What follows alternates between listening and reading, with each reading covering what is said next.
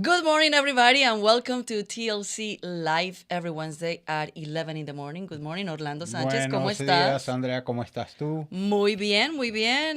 Besides the rain that messed up my hair, everything is okay. Oh, you look perfect as usual.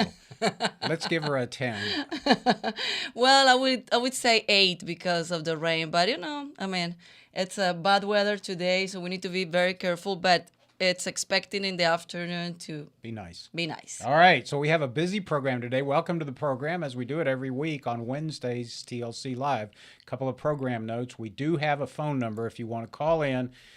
Mark will screen you, keep it clean, have a legitimate question to ask that's related to the program, and we'll get you on the air. And no more videos, so you don't have to worry about being on the program on video.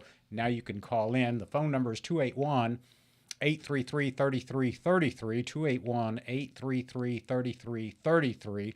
So that's a programming note, and Mark will put that number up throughout the program. So if you have a question or a comment, just dial on in. Also, we have our event coming up April 5th in San Antonio. As you know, Texas Latino conservatives worked very hard last year with the Texas legislature to pass a concurrent resolution, both in the House and the Senate, to honor the contributions of Texas Tejanos based on the history, the long history of the Mexican Americans, the Spaniards, and everyone else that was here that we refer to as Tejanos in Texas. It's HCR, I believe, House Concurrent Resolution number 67, if you're interested in it. And so every April 6th in Texas, we will now honor the contributions of Tejanos. It's called Tejano Day in Texas. And on April 5th, we will be in San Antonio, which I believe is the heart of Tejano, Texas. It's probably the only city that still has terrestrial Tejano radio stations. Uh-huh. They very much love their Tejano music. It just showered all over South Texas, and we're excited to be at the Whitty Museum at the Mays Center in San Antonio on And it's April going to be a 5th. lunch. It's going to be a luncheon. So if you're interested in attending, it's not too late. There are a few tickets left. Go to www.toughtejano.com. And so, speaking of the event, when I first thought about bringing it to San Antonio, I thought of one person who has been a dear friend of mine for many years. He's a historic figure in Texas politics, and it's my dear friend Henry Bonilla, former congressman out of San Antonio. Henry and I go way back. Not only was it an honor to get to know him back when he was a United States representative from Texas, but he also helped me quite a bit in my campaigns here in Houston. And Henry and I, for years, have been trying to figure out how we can continue to deliver the conservative message to the Tejano, the Mexican American community in Texas. And so we're honored to have him on. Henry is now in Washington, D.C. Actually, he's there today, and he is with the Normandy group out of Washington. So, Henry, or Congressman, I should say, if you can hear me, let me know. All right, we don't have audio on We Congressman, so cannot hear you, Henry. I wonder if he's muted or we muted him. But anyway, we'll, Oh Congressman, no. okay, there Okay, you now go. you unmute yourself. How are you, Congressman? Okay, good. Yeah, it was. I think someone unmuted me on that end because I haven't touched my computer. But Orlando, it's so good to see you. You have done so much for decades to help spread the word in our Hispanic communities throughout the state. The event that's coming up on April 5th. I mean, we're fired up, and not only because of that great event that you all are doing, but because of what's happening now in the Hispanic communities throughout Texas. Record turnout in the GOP primary, wide open to listening to our message. You know, the other side is really driving a lot of our neighborhoods away, and we are welcoming them with open arms. And I was just sitting next to Carl Rove, the former strategist and consultant with George W. Bush for many years, and we looked at each other and shook our heads and said, "Can you believe what's happening?" So thank you, Orlando, and to all of the folks in your organization and the Texas Latino Conservatives for what you're doing. Henry, you don't remember me, but I used to be the main anchor here at Univision, so I remember you from that time, back in like probably 20 years ago. No, no, no. It couldn't have been that long because you don't look much older than in your 20s, so that's not possible. Okay, Uh, okay, Congressman, enough of that. the makeup helps. Yeah. So I feel like I'm at a real disadvantage here because even though my father was a broadcaster, I have no broadcasting talent or genes. I'm just here as a washed up politician. But I am have the honor of being with two people that have for many years been in broadcasting. As Andrea said, she was an anchor for Univision and had been with Univision in the United States for quite some time. And Henry, if you don't mind, I'll tell people that you have a long history in the broadcasting business. So, just for those that are just tuning in, tell us a little bit about your history in broadcasting. Sure, I've had an incredible career. As you know, I was born in a housing project in a Spanish-speaking neighborhood.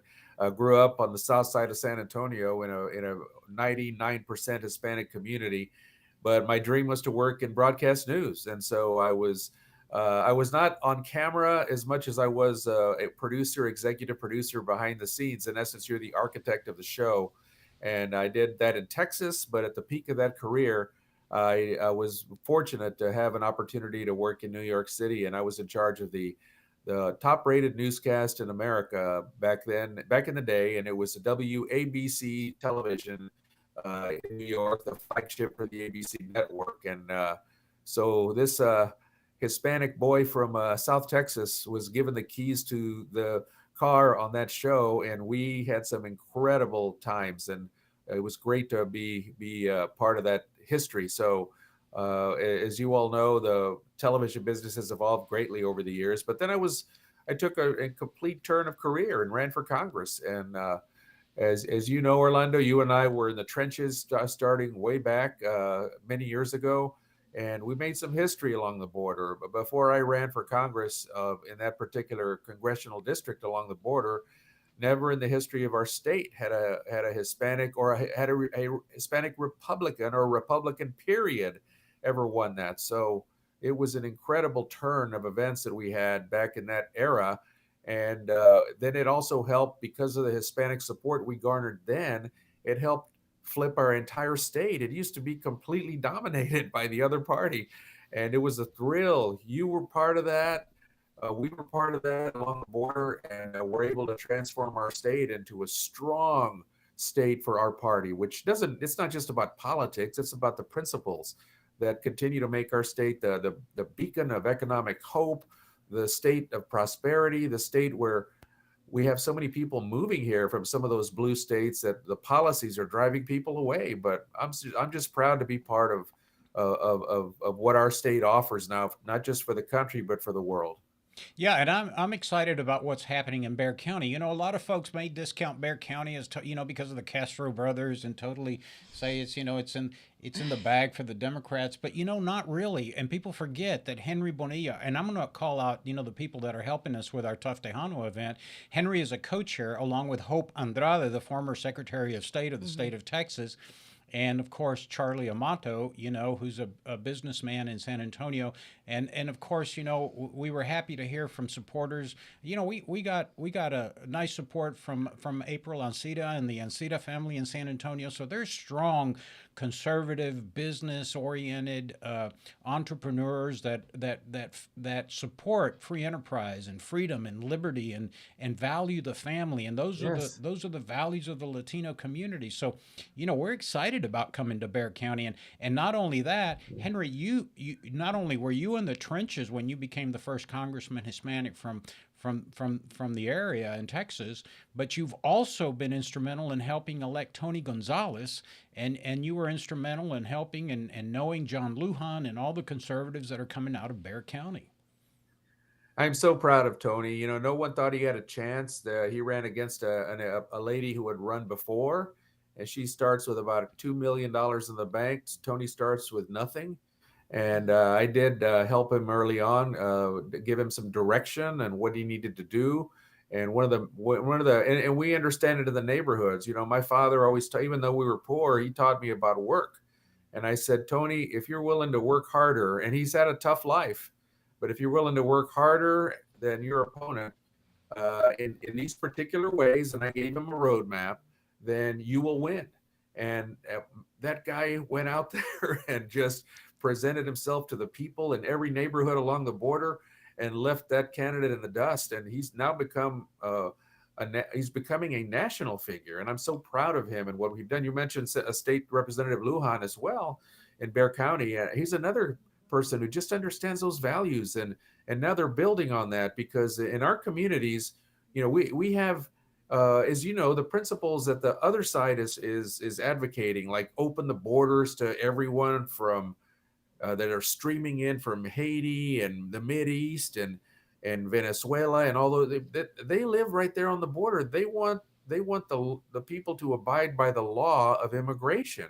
And the left wingers in DC and New York, like the CNNs of the world, they think just because our skin is a little darker that we automatically are going to fall in line with some of their radical agendas, like open borders, eliminating the energy industry, defunding the police, and also some of the patriotic principles. And our brothers and sisters in these barrios along the border and in South Texas, they're saying, no, that's not our agenda.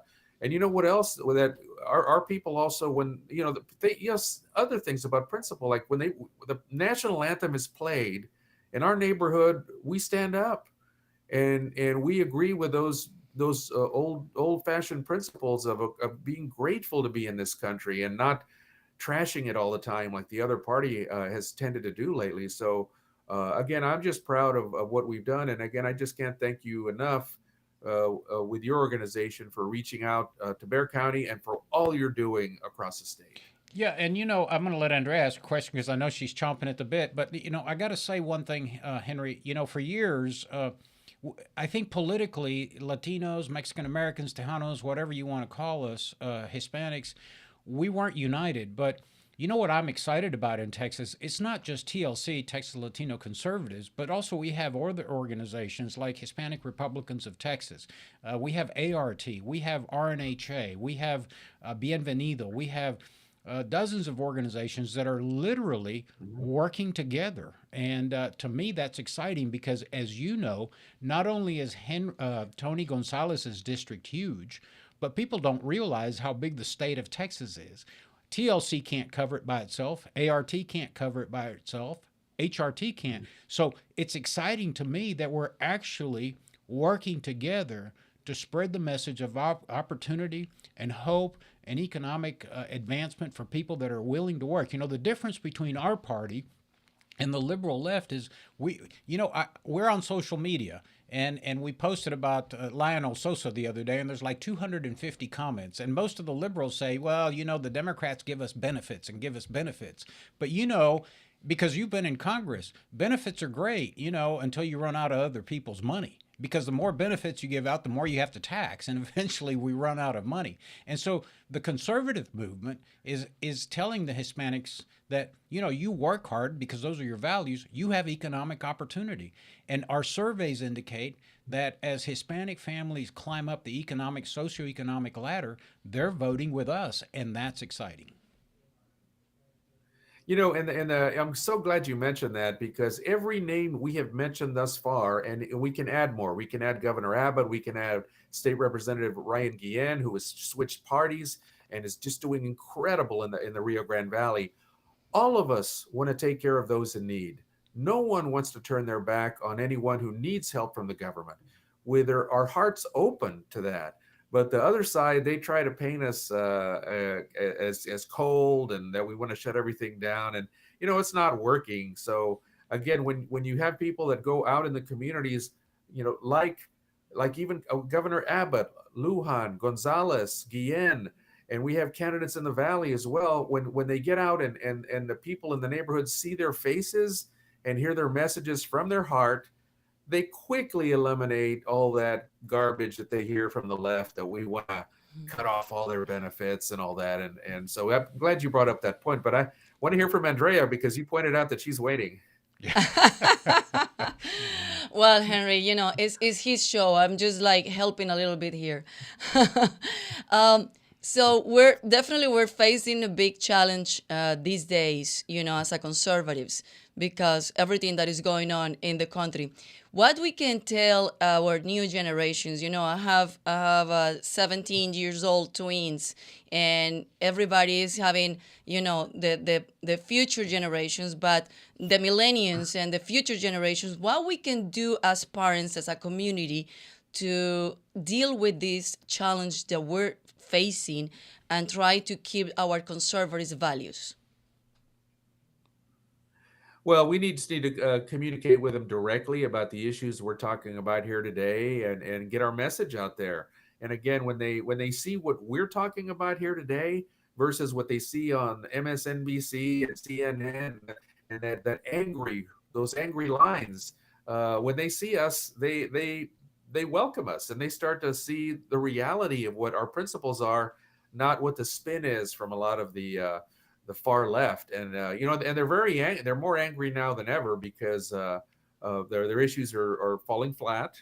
And I have no animosity toward Joe Biden, but he is bless his heart, some days he doesn't seem like he can find the door and figure out what he wants to say. And I'm not giving up. I'm not trying to give spin to that, but everybody can see what's happening. Just over the weekend, wow, how he misspoke on the issues involving Ukraine and Russia, and how they're trying to clean that up. And it's just unfortunate for our country that he's doing that. So all of that is just they're sinking far faster. The other party is, and that's making them desperate and angry. So we need to continue to be the happy party. And I also want to say thanks to Governor Abbott for his political organization that is focusing on our neighborhoods, and also to Dan Patrick. I mean, when you ask Dan Patrick for help with Hispanic candidates, he's first in line.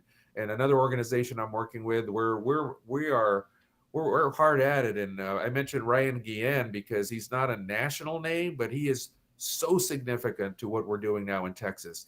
He jacked up the primary turnout in some of those counties in the Valley by a couple of 1,000%, not 5%, not 10%.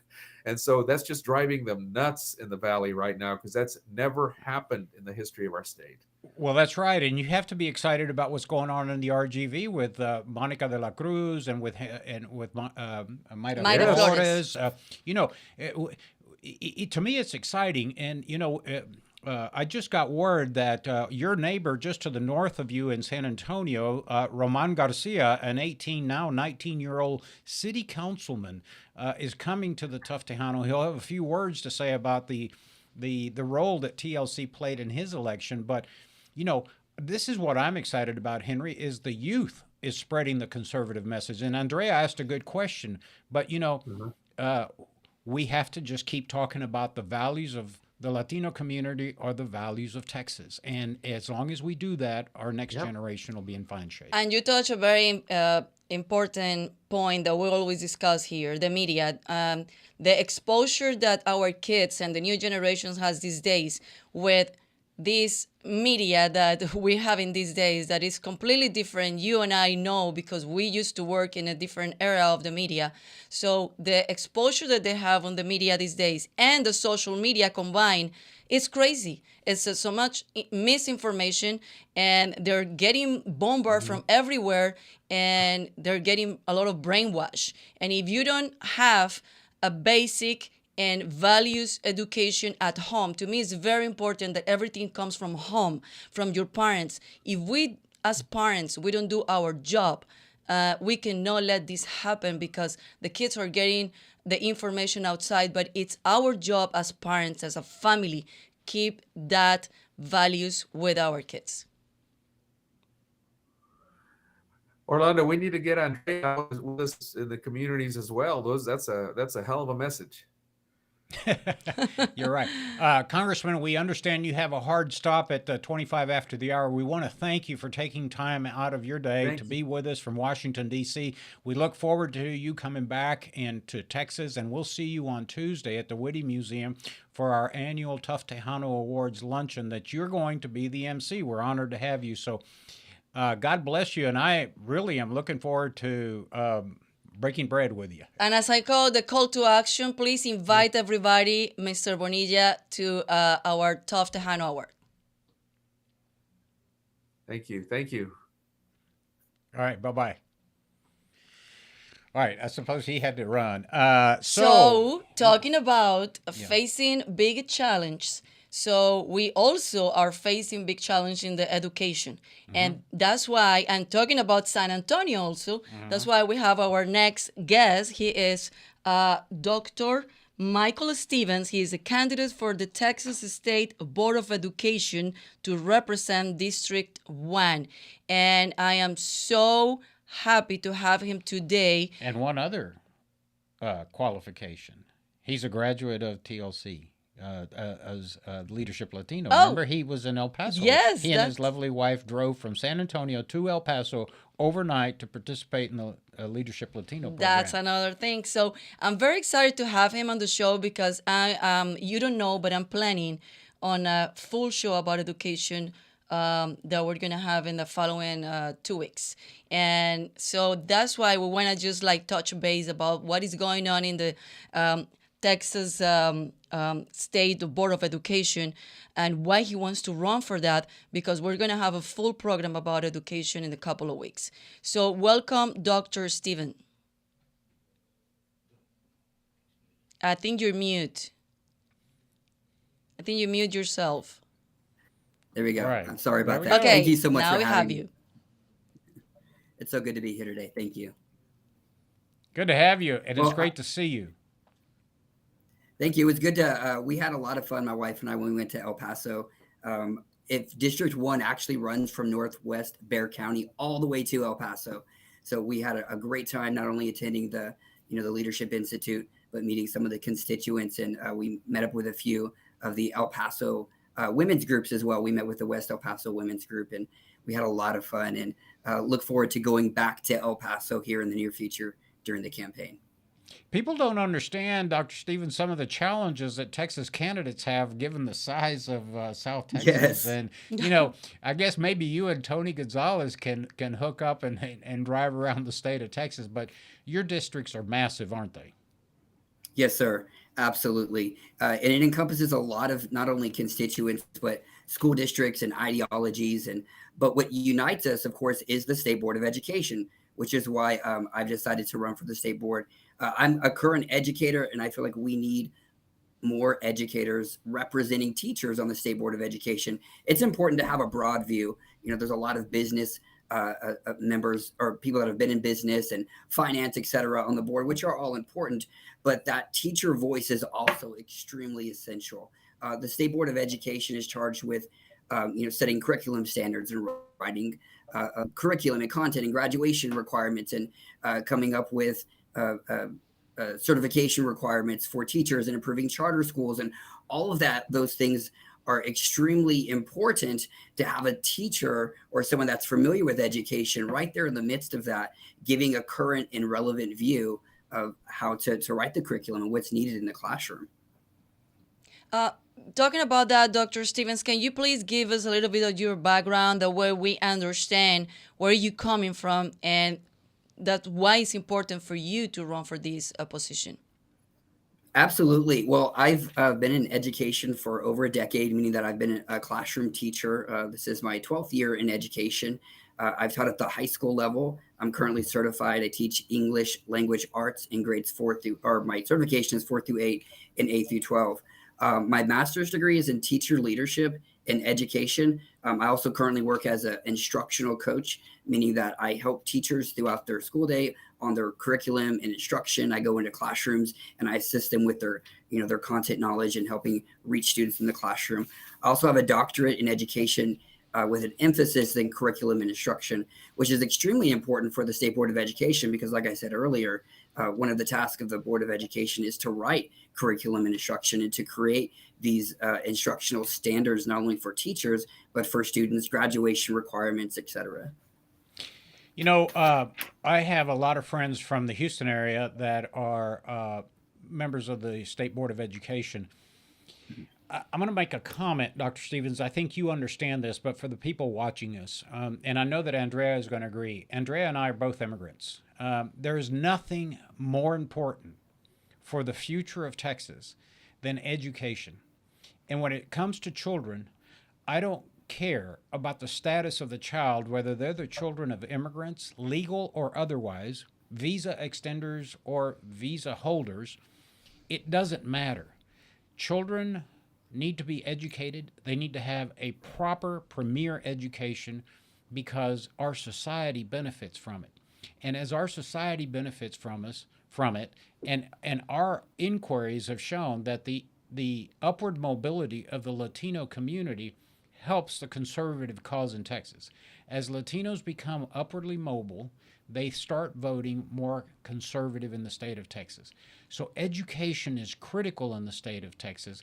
And I just want to make sure that you understand that, and that you make sure that, the history and the contributions of Mexican Americans and Tejanos and Hispanics in Texas is part and parcel of what makes Texas a fabulous state. Right. And I absolutely understand that. A little bit of my background, I'm a third generation Mexican American.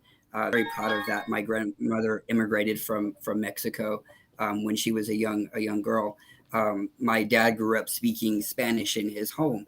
My wife is I guess a first or second generation, because her parents immigrated from Mexico along with their parents, and then she was born actually in Eagle Pass, and she grew up speaking Spanish in her home. In our household, we absolutely ensure that our kids understand their culture and that they're connected to their culture. So in the education setting, that's an absolute must. When it comes to education, it doesn't matter where that child came from, how they got into that classroom. They're there to learn. They're there to receive an education. They are there absolutely to be taken care of by the schools in the classroom from the moment that they arrive until the moment that they leave. That's the teacher's job. When I have kids come into my classroom, it doesn't matter anything about their background. I don't care about their, what their status is in terms of, are they legal or are they not legal? They're there for me to teach them, to build relationships with, to support, to be a part of their life. And that's extremely important. And I think that everybody needs to understand that, especially in South Texas, we have such a huge population, of a diverse population. And as you had mentioned when you were talking to Congressman Bonilla earlier, we have people coming across not only from Latin American countries, but from other countries as well. And reaching those students and ensuring that they're getting the proper education, that language barrier isn't something that's prohibiting them from receiving the education that they not only need, but that they deserve to be productive people. If we want to actually have them be productive in our society, we have got to make sure that they're receiving an adequate and a proper and safe education. Dr. Stevens, I'm sure you're aware of what is going on in the public education these days, with these teachers and the system are talking about, about that races and about the CRT and all of those things that is going on. And I have many parents talking about that and speak it out loud and against that. So tell us, what is your plan to, education, and the proper education, as you said, proper education, history, geography, but this is not the proper education to me as a parent. Yeah, and let me just say before you answer that, Dr. Stevens, and I've said this before, one of the things that makes America the greatest country in the world is that people from every corner of the world can come to the United States and assimilate into this society under one flag, under one constitution, under one Bill of Rights. It doesn't matter the color of your skin, your nationality, whether you come from a communist country like I have, or from China, or from North Korea, or from the old Soviet Union, or Russia, or Eastern Europe, or Israel, or South America. If you come here legally with a visa, a resident card, and become a naturalized citizen, we're all Americans. That's what makes this country the greatest country in the world. And the liberal left is always trying to devise ways to split us apart, whether it's by gender, whether it's by race, whether it's by calling us Latinx, that 87% of Hispanics don't even know or care about, or have a tremendous distaste for Latinx, or CRT, which is saying that, the white Europeans that came over were, slave importing, slave owning, horrible people. Yeah, we had slavery. That's a horrible part of our history, but no one that I know wants to be split apart like that, and they have a challenge because they're the subjects that are they're trying to cram down our children's throats in public education is not something that parents are buying. I just don't understand this liberal left movement. Yeah, I'm with you 100% on that. A lot of it, and it's really ironic because these things that the left devises to make everything inclusive actually divides people. You're dividing kids in the classroom, maybe not physically, but you're putting that thought in their mind that probably wasn't there before. When it comes to CRT, I'm really thankful that in the state of Texas that we've at least passed legislation. The House has to essentially ban CRT, that it's not supposed to be taught in public schools. But it really, to ensure that that doesn't happen, it takes that. Yes, absolutely. We needed that. That needs to stay in place. But we have to make sure that teachers are being held accountable on what they're teaching in the classrooms. Schools are supposed to be places of education, not indoctrination.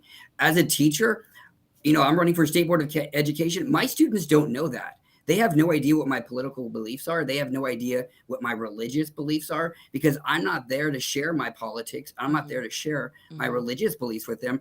I'm there to teach them English. I'm there to help them to learn, to write, to read, to make sure that they're on grade level where they're supposed to be in terms of English language arts. That's my role of a teacher. So teachers have to be held accountable. And that also starts with school boards.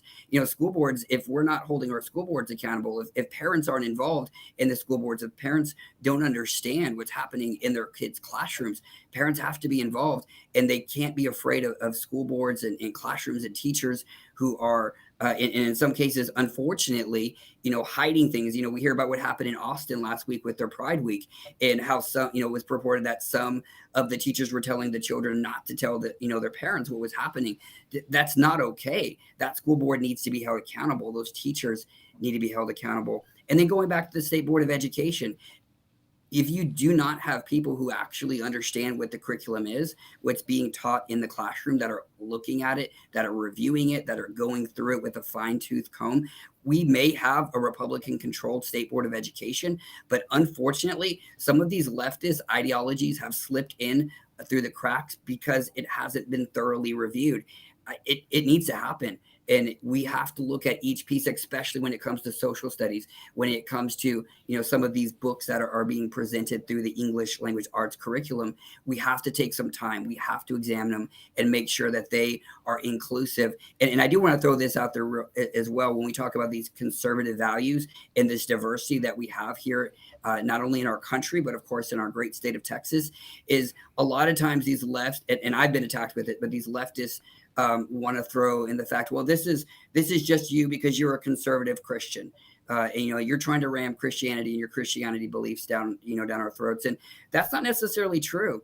There's a lot of conservatives out there that aren't Christian. We have a large, at the school that I work at, a large Islamic population. They're extremely conservative. We have Mormons, we have Jehovah Witnesses, we have students that are extremely devout Catholic. We have students, of course, that are devout Christians as well. And that conservative ideology transcends across cultures and religions. It's not just what the left would paint as that white male conservative Christian ideology that is racist. Dr. Stevens, I call it call to action. Please tell us how we can support you in your campaign, and hopefully we're gonna see you win in November. So please tell us about how we can support you. Well, as we talked about a little while ago, I have a huge district. District 1 goes from Northwest Bexar County. It goes all the way down to Laredo. It goes all the way to El Paso, literally all the way to the edge of the border of El Paso there with New Mexico and, of course, Mexico. So really just the support that I need, of course, as every candidate does, is that name recognition and getting name out. The incumbent is not running. The two Democrat challengers are in a runoff. So they haven't even been primaried yet. So there's that situation. I'm not quite sure who I'm gonna run against yet. Find out in a couple of weeks. But it's getting my name out there. Of course, people voting. When you look at the numbers, a lot of people showed up at the polls in El Paso and in Bexar County and in Maverick County and, across, from here to El Paso. But unfortunately, people stopped voting down ballot. There was a lot of people that voted for Tony Gonzalez, a lot of people, of course, that, that went out and voted for Ms. Casey Garcia and et cetera. But people stopped voting when they got down to the State Board of Education. And all these issues are important. Who we put in at office for the State Board of Education is important. Whoever, our judges and everybody ahead of me on the ballot, that's important. And then, of course, there's always the Dr. financial Stevens, contributions. I don't want to cut you off, but we have one more guest we got to get in. So listen, yeah, absolutely. I want to wish you the very best of luck. We're going to see you in San Antonio, hopefully on Tuesday, and we want to have you back on the program. So listen, take care, keep us updated, and we'll see you in a couple of weeks. But we've got to move on to our next guest. Got it. Thank you so much for having me. Y'all have a great day. God bless. All right, bye-bye. Thank you, Dr. Stevens. Well, also, we're still in the middle of war over there in Russia and Ukraine. But between that conflict, or while that conflict is going on, last week, North Korea also launched a missile after 4 years, and apparently this is like stronger than the 4 years ago. What is the plan? What is the impact? We don't know. That's why we invite today Dr. Hans Stockton. He is the Dean Division of School of Behavioral Science, Global Studies Director, Taiwan and East Asian Studies Program at University of St. Thomas. So welcome to TLC, and we're very curious to see what is going on over there, because in the middle of this conflict it's already too much between Russia and Ukraine, North Korea does that, and we want to see and understand what is the impact of this. Well, good morning. It's a pleasure to be with you both this morning. So yes, on March 24th, North Korea reported to have successfully launched the Hwasong-17 ICBM. This is a missile that's also known as a monster missile. Flies farther and carries a heavier payload. The Hwasong-17 would be able to reach hypothetically any location in the continental United States. The missile test was accompanied by a very high production value video trumpeting the success of Kim Jong-un, his regime. In the last 24 hours, however, there are reports out of South Korea as well as the U.S. intelligence community indicating that this monster missile test that was successful was actually an older version, the Hwasong-15, which doesn't fly as far, doesn't carry as heavy a payload. And so the question then is, why would North Korea fake a successful missile launch? And the quick answer to that is the week prior, there was a failed missile test out of Pyongyang. And that was actually this monster missile, but it failed spectacularly. And so the regime felt they needed another launch to very quickly reassure the population that all was well in their missile program. Dean Stockton, I want to ask a broad question. During the Second World War, the Axis was lined up against the West. In the old former Soviet Union, we had the conflicts of Eastern Europe and the Eastern European, behind the Iron Curtain, stacked up against the West. It seems to me that is there a potential for a realignment, let's say, as of evildoers or those that want to cause the West harm, or that, let's just say Russia, China, North Korea, Iran, where's all this going? In other words, is there a realignment of these old, enemies of the West? There is some dynamic there that we haven't had to deal with for the most part since the end of the Cold War. And I think you'll see a lot of media speculation that tries to paint two pictures or two possible scenarios about that alignment. One is based on Samuel Huntington's Clash of Civilizations that says these alignments are going to start to take a Western versus Cynic or Russian or Orthodox, et cetera, divide. And other countries will then kind of come into one of those spheres. The other major paradigm is Francis Fukuyama's work on the end of history, where he declared the unabashed triumph of liberalism out of the Cold War. And so the divides wouldn't necessarily be cultural or civilizational, they'd be ideological. When you look at what's going on in the last 5 years, one question has been answered. Who would emerge, or which power would emerge as the leader of that other bloc in formation? And right now, up until about a month ago, it looked like China. Now, with Russia's invasion of Ukraine, Russia's making a play to remind everybody in the world that there's still a major power and to be contended with. But they don't have nearly the economic might and leverage that China does on so many countries in the world. So it is definitely an alignment of illiberal states that are not democratic, that have horrible human rights records, that don't embrace religious freedom of the various rights and liberties we hold so dear. So that there is something is what exactly is the magnet for each of those sides is still a question. And I want to follow up by asking you, times have changed from the 1940s and then the 1960s when we had the Cuban Missile Crisis and the influence of the Soviet Union in our hemisphere of influence.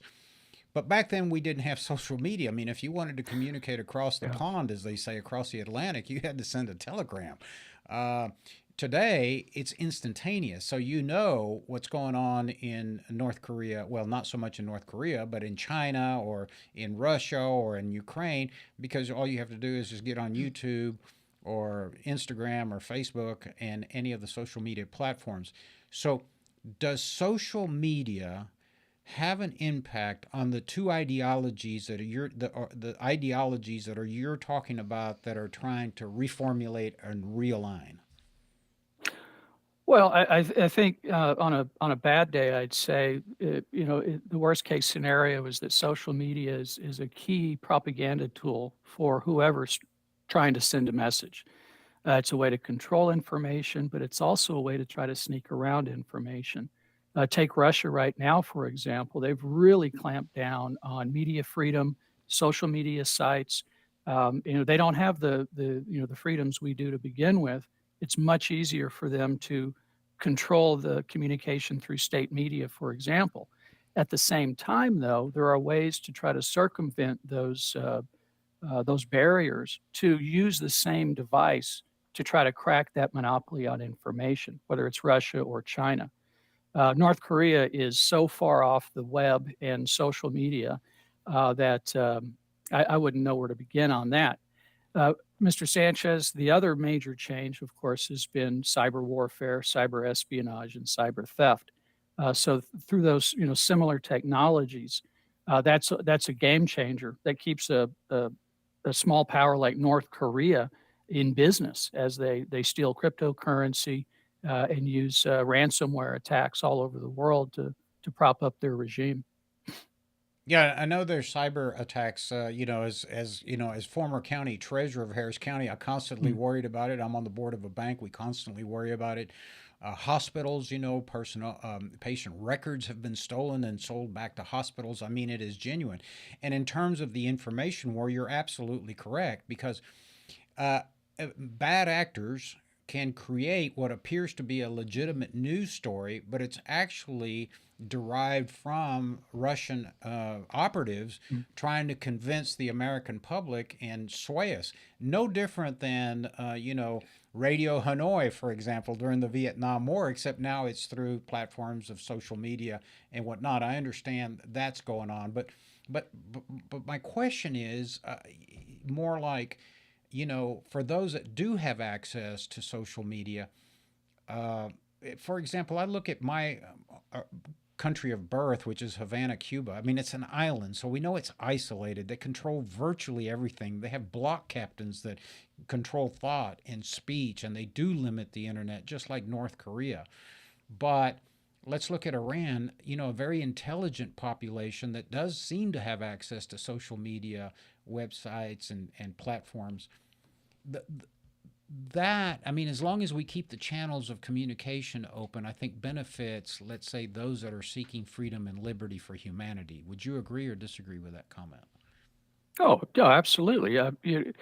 The question is, to what extent do we exercise our own good judgment when consuming mass media, and what extent are we willing to trust the government, the state, to do that for us? And we see that debate for quite a while here centuries here in the United States.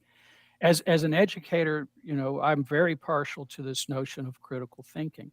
And we really have to educate our young people, but as well as, my dad, my great uncle, and whoever I come into contact with. And that is, don't limit yourself, your information, to your own fishbowl, right? If you see an article or an Instagram post that just strikes you as, what? That is incredible. Take extra time, do some searching on the web, talk to people who might actually know a little bit about a situation, and then use your good judgment, use your critical thinking to, whether the truth is in the middle or whether you realize you're being bamboozled. We don't do that enough. And I think that is part of the monster that feeds a lot of that social media driven anxiety. Yeah. So, Doctor, tell us what is the immediate impact that we're facing with the conflict and with the North Korea doing that, and also what the expectations, what we can expect with everything that is going on right now. Well, Ms. Gomez, the timing of this latest missile test, as theatrical as it apparently was, comes at the nexus of several events. Obviously, you've got the Russian invasion of Ukraine has knocked North Korea off the front pages. Kim Jong-un really gets itchy when he doesn't see himself on the front pages where the world seems to be ignoring him, and he uses missile tests and other provocative actions to get our attention again. But secondly, and perhaps even more importantly, 2 weeks ago, South Korea held presidential elections, and the incumbent president, who will take office in May, is a member of the Conservative Party in South Korea, Mr. Yoon Suk Yeol. And the conservative parties in South Korea have been more hawkish towards the north, more likely to be closer to the United States diplomatically as well as militarily, strategically. That makes the North very nervous about them making progress in the way they want to. Third is the Biden administration, and not so much Biden administration. The change over this last year from Trump to Biden has produced very different foreign policy approach to North Korea after unsuccessful efforts during the last administration to really squeeze out some tangible gains with regard to denuclearizing North Korea. The Biden administration is still trying to figure out whether it wants a carrot and a stick approach, whether it wants to something more like Trump with the maximum pressure approach. But right now, it's North Korea has to show some good faith before the United States is going to engage with them seriously. The overall implication is, I think, not going to be known until the new South Korean president comes to office, and we'll see what his language, what his rhetoric, and what other actions he takes. He's been very vocal. That recently he said Kim Jong-un needs to be taught how to behave properly. That's not something you heard from the current president in South Korea, and so I think we're going to see the tension ratchet up. Is North Korea going to launch, an attack? No, that would be suicidal, unless that's Kim Jong Un's, dream. So I don't think we're going to see a lot of actual movement until, well, in the next month or two. We might actually see North Korea test a nuclear device, an underground test. And that's going to be the next step. See if they follow through with that and if it's successful. This calls attention to the importance, and you just talked about the difference in administrations between the Trump administration and the relationship with Kim Jong Un. and now the Biden administration. Obviously, Mr. Biden is no fool. I mean, he served for many years on committees that dealt with international issues and national security. But this draws attention to the importance of diplomacy because we do have elections every 48 months, and we do have changes in presidency and administration and sort of, direction of foreign policy. Uh, but do you, in terms of, do you believe we have a consistent foreign policy? Because I think one of the things that destabilizes these actors on a stage sort of elbowing each other for prominence on the stage, right? You got Putin that doesn't want to be dismissed, that wants to show NATO how powerful he is, and you got Kim Jong-un in North Korea, who's now upset because all the attention may be at Ukraine and people are ignoring him. Then you've got the Chinese who are being very strategic, and then you have Iran that's very quiet but still trying to develop all of the necessary materials for their nuclear program. Uh, is there consistency in our foreign policy with our diplomats, and how important is that? Well, I'll limit my remark to, say, North Korea, for example. The North Korean dictators have simply exhausted our goodwill and our patience. When North Korea withdrew from the Nuclear Nonproliferation Treaty back in 2007, that was a culmination of 5 years of six-power talks that involved every major player in the region. Diplomacy had failed. Then the United States went in a more kind of bilateral direction. So the Obama administration pursued a strategy of strategic patience. It was a combination of carrots and sticks. But we were frustrated, and those failed to prevent proliferation in North Korea. President Trump came in, changed the dynamic dramatically, and sought to engage, met with Kim Jong-un 3 times, the first American president to do so.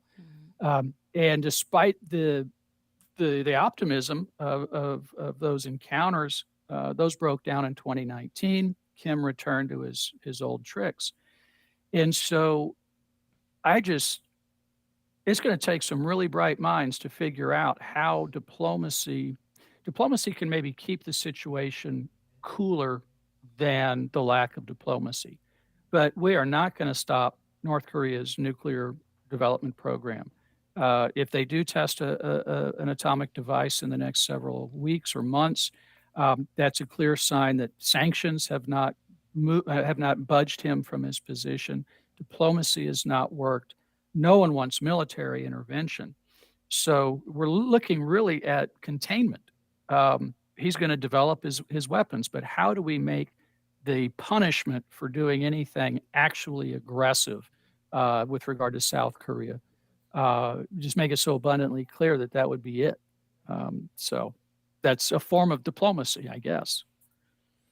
Yeah, containment is, obviously we don't want military intervention, but I don't know how many more tools are in the tool bag with respect to containment. I mean, I think he's isolated economically. He certainly is isolated, socially in the world. It's just amazing to me. We tried that policy with Cuba. I mean, we had an embargo, and then we isolated them economically. Of course, not everybody did, because the rest of the world does trade with Cuba. It's just their economy's destroyed. But I mean, North Korea doesn't have much of an economy, do they? Well, so any actual reliable data about North Korea is always hard to come by. They're very good at controlling information.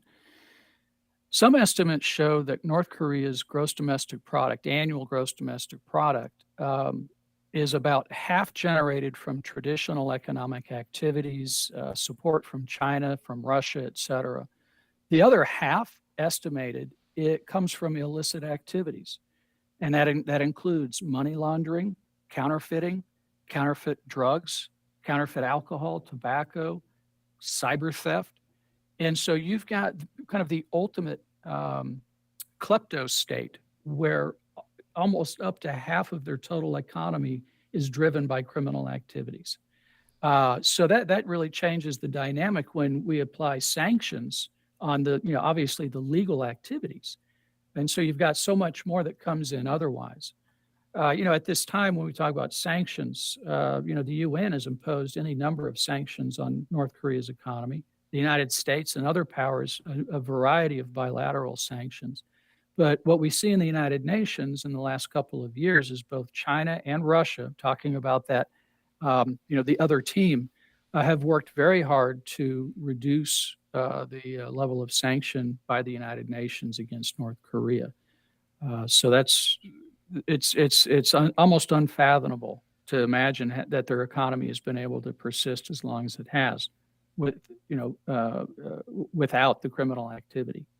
Yeah. Well, very scary situation. Doctor, thank you so much for explaining what is going on. We wish to have you in the future when we know better or we know more about this. Well, thank you so much for helping us. Thank you so much for your time, and we hope you see you soon in the program. Thank you. God bless you all. Thank you, Dean Stockton. Appreciate all the good work the University of St. Thomas is doing, and I'm particularly proud of the University of St. Thomas. Not only do they have a nice capital campaign that they seem to be very successful at because the campus is looking great and expanding, but they're also reaching out to diverse people in the community, and particularly the Latino community, because there's a large population of young Hispanics that are undergraduate students at the University of St. Thomas. It's, traditionally been an underserved community, so a big shout out to the University of St. Thomas. And thank you to our dear friend Claudia Deschamps for putting this together. She's been helping us a lot, to have these experts and these amazing professors. No, I tell you, in our show. Yeah, we're blessed in Houston. I got to tell you, we originate this program in Houston, and when COVID broke out, we had the benefit of some of the best epidemiologists in the world, because we have the largest medical center in the world in Houston. Many teaching universities that are medical schools and nursing schools. If we want experts on any subject around the world, we have Houston Baptist University, we have St. Thomas, we have the University of Houston, we have Rice University. From a technology perspective, we have Houston Community College and all the surrounding community colleges. We're just blessed here.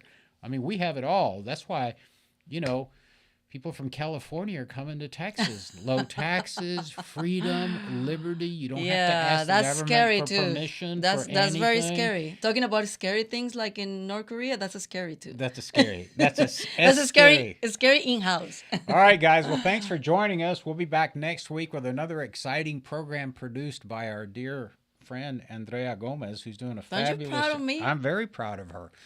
And so remember, Tough Tejano in San Antonio, April 5th, 11 a.m. at the Whitty Museum at the Mays Family Center. We're going to be there. We're going to be there. So is Henry Bonilla. So is former Secretary of State Hope Andrade. And so is Charlie Amato.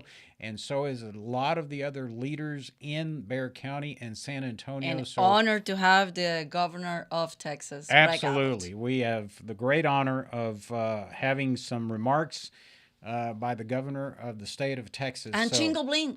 And Chingo Don't Bling forget about from that. Houston, Texas, will providing some entertainment while we're enjoying a fabulous meal. That's going to be a historical moment. Chingo Bling next to Governor Abbott. It'll be fun. It will be a lot of fun. All right. So we're going to be there. And please join us also at TexasLatinoConservatives.com, TexasLatinoConservatives.com. Please become a member. And we have all our events that we're going to have in the following months. So please check it out and become a member. It's only $35. And if you want to give us another extra contribution, that will be very helpful also. See you guys next week. God bless. Nos vemos la próxima semana. Chao, chao.